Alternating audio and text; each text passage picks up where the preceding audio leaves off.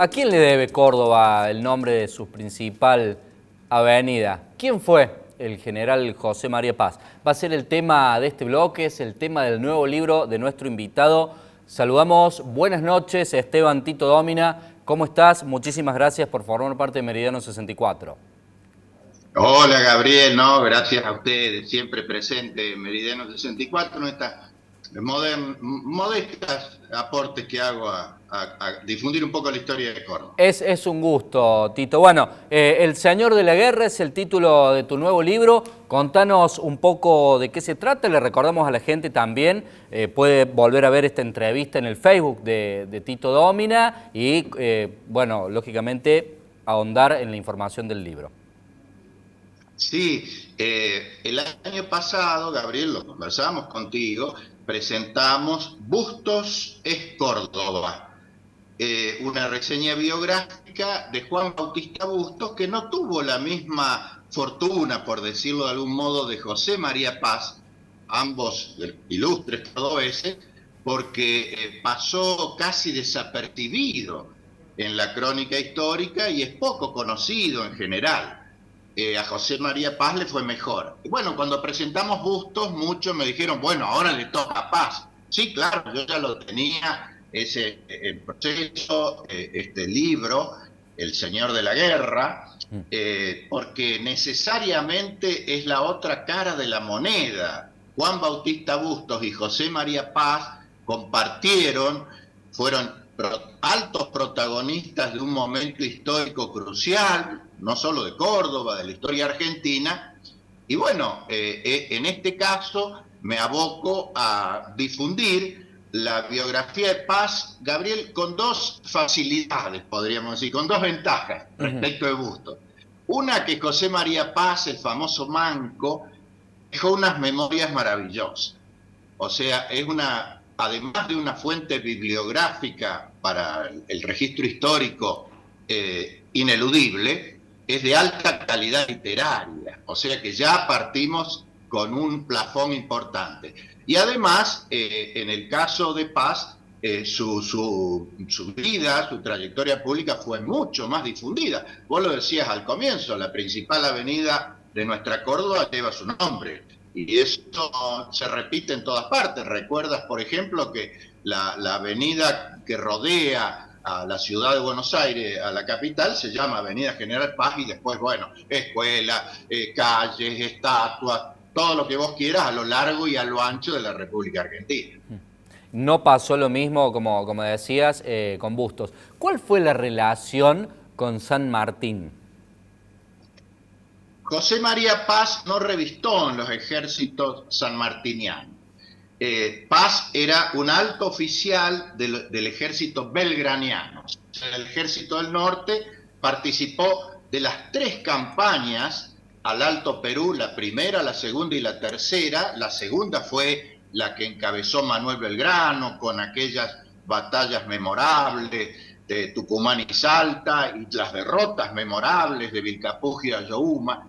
Pero tuvo Paz siempre un respeto y una admiración especial por San Martín. Estuvo un cortísimo tiempo bajo el mando de San Martín, que fue el corto tiempo que San Martín estuvo al frente del Ejército del Norte reemplazando a Manuel Belgrano.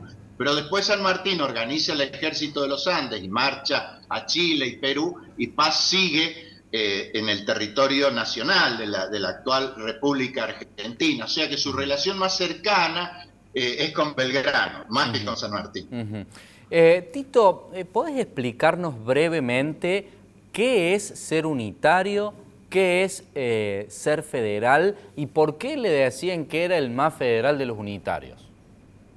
Claro, porque estamos hablando de la etapa más intensa de la vida de José María Paz, que es la década esa de 1820, se extiende a la década de 1830, y recordemos, Gabriel, que el panorama nacional estaba dominado por la grieta de unitarios versus federales, porque en 1820 había desaparecido el gobierno central, el último directorio, las provincias reasumieron su soberanía, y bueno, ahí empezó una puja por a ver quién piloteaba la organización nacional, que se extendió hasta 1853.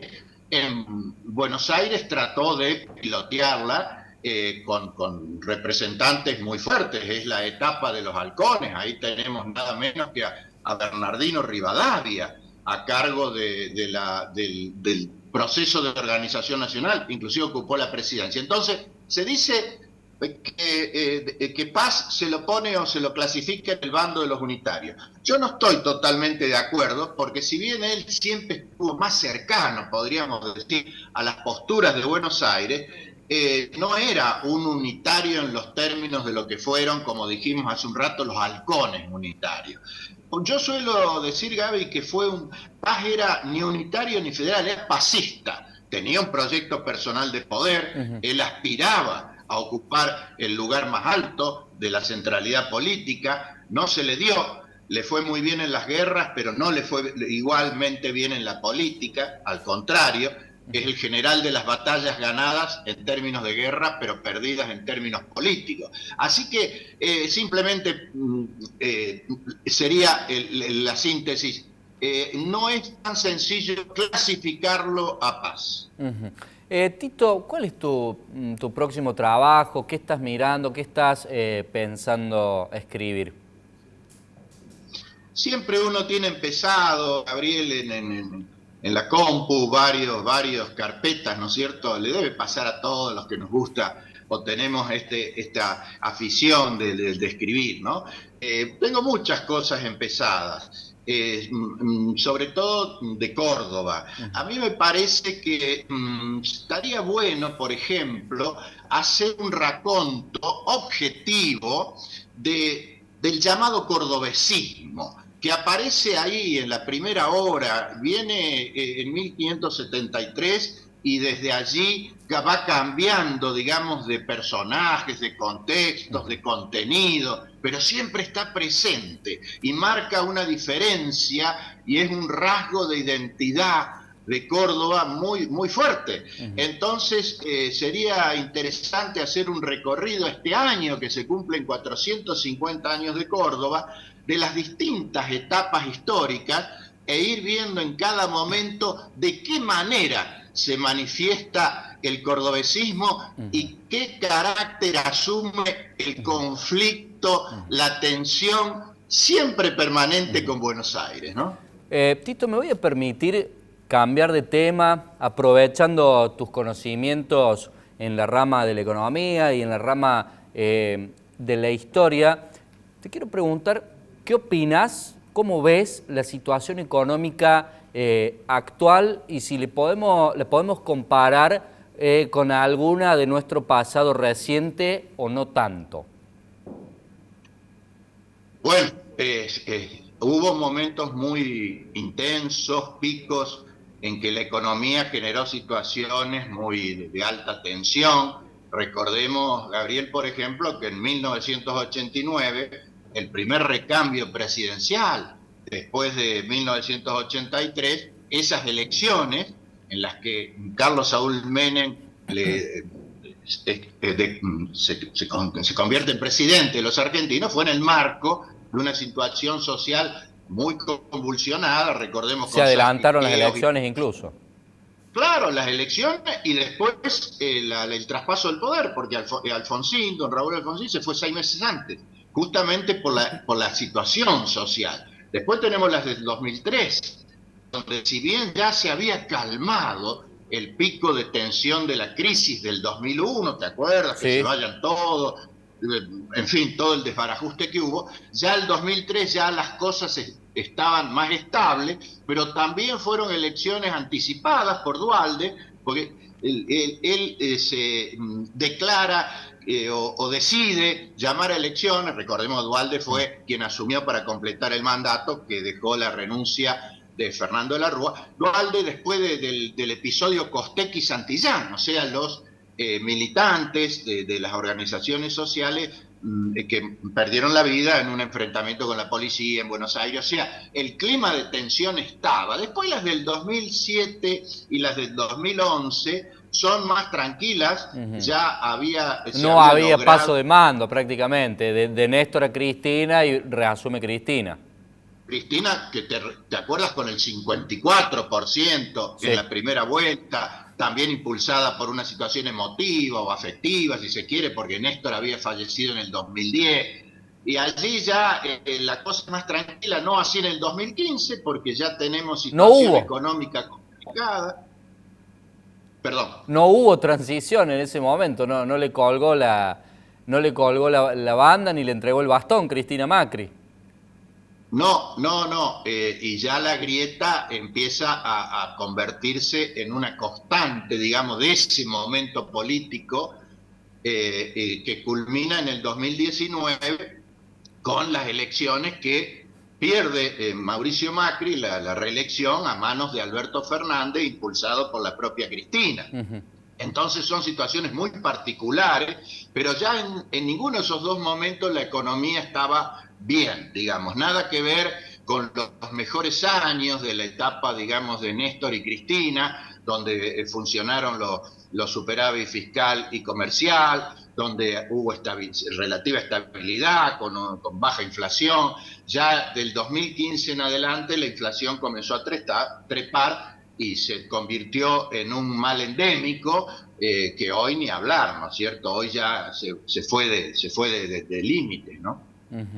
Esteban, ¿cómo crees que se va a dar el cambio de gobierno en esta situación? ¿Lo ves más similar a lo que pasó en el 89? ¿Lo ves más similar a lo que pasó en 2015, como lo explicabas recién? Claro, yo creo que va a ser muy importante la actitud que asuma quien le toque, porque hay 5 candidatos y 3 posiblemente con mayores posibilidades, así que sería, digamos, hacer conjeturas, pero a quien le toque, de los 5, o de los 3, ponele, tiene que tener plena conciencia y madurez de lo delicado de la situación. Esto no se puede manipular alegremente.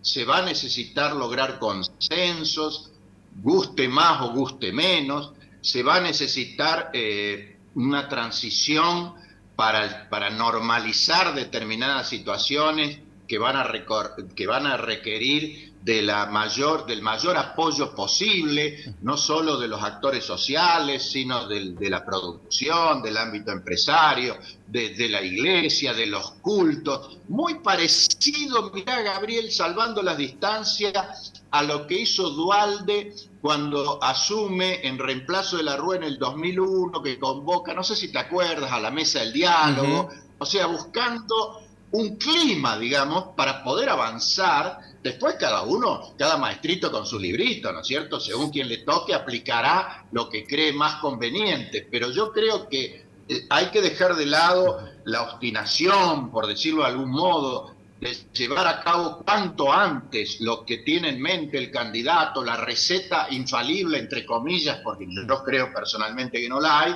y buscar una primera etapa donde bajar los decibeles de la confrontación, mejorar la situación general, porque la sociedad está pasando por un momento muy delicado, muy feo. Entonces, ¿cómo lo veo? Como tú me preguntas. Bueno, lo veo que va a poner a prueba la capacidad, la madurez, la tolerancia, la experiencia en la espalda del que llegue para pilotear ese mar de los sargazos, ¿no? Porque va a ser parecido, ¿te acuerdas que bueno, no sé si te acuerdas, pero yo me acuerdo que a Carlos Pellegrini, cuando le toca asumir la presidencia en 1890, luego de la renuncia de un cordobés, Miguel Juárez Celma, para completar los 2 mandatos que faltaban, tuvo que tomar el toro por las astas desde el punto de vista de la grave situación financiera y económica. Nos hemos quedado sin tiempo, Tito, pero por eso estaba en el desaparecido billete de $1. Te agradecemos por este contacto con Meridiano 64 y un gran éxito con este nuevo libro. Listo, gracias, muchas gracias. Un gusto enorme. Esteban Tito Domina con nosotros, se nos acabó el tiempo. Hasta la semana que viene, siga compartiendo esta pantalla.